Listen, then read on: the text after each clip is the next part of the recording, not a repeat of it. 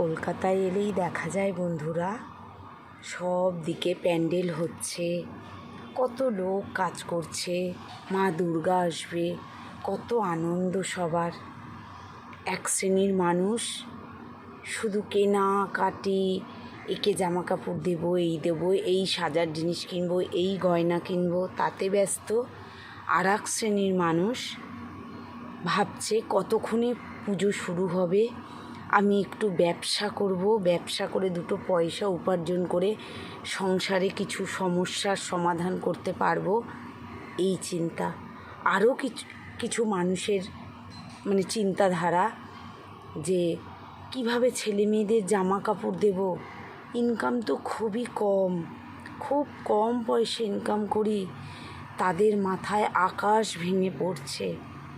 তাহলে প্রত্যেকটা অনুষ্ঠানের পিছনে বন্ধুরা মানুষের আনন্দও আছে, আবার মানুষের দুঃখও আছে।